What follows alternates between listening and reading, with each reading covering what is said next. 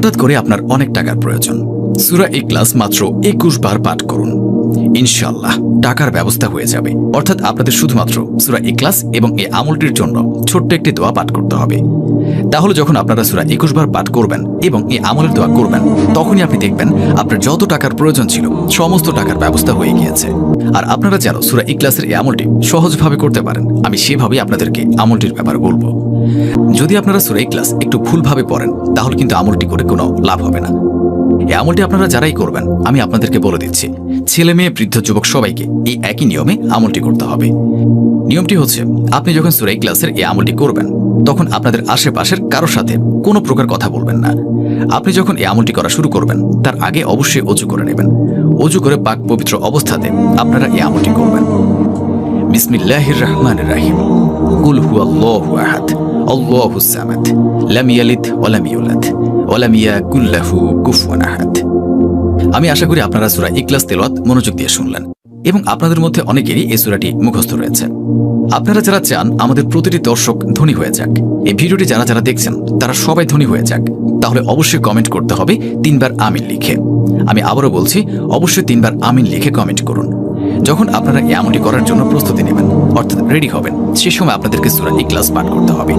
আর সেই সময় গুরুত্বপূর্ণ খুবই ছোট ছোট সহজ কিছু নিয়ম রয়েছে, সেই নিয়মগুলো আপনাদেরকে মানতে হবে।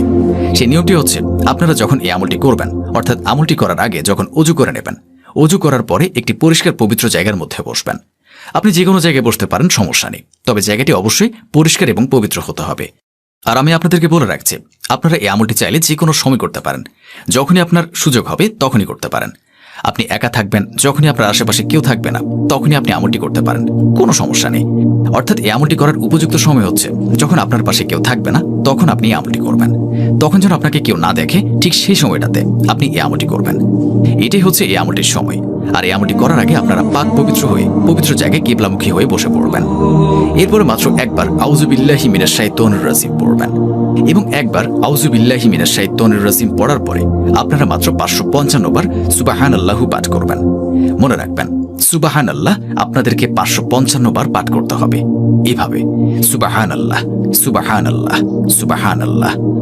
আপনারা যখন 555 বার সুবহানাল্লাহ পড়ে ফেলবেন, তারপরে শুধুমাত্র 21 বার পড়বেন বিসমিল্লাহির রহমানির রহিম। এরপরে মাত্র 21 বার পাঠ করবেন সূরা ইখলাস। মনে রাখবেন, প্রতিবার বিসমিল্লাহের সাথে সূরা ইখলাস পাঠ করবেন। আর সেই সাথে সাথে আমলটি করা শেষ হয়ে গেলে কয়েকবার দুরূদ শরীফ পাঠ করবেন এবং সর্বশেষ মহান আল্লাহ রাব্বুল আলামিনের দরবারে 2 হাত তুলে আপনার মনের যত চাওয়া রয়েছে সমস্ত চাওয়া তুলে ধরবেন।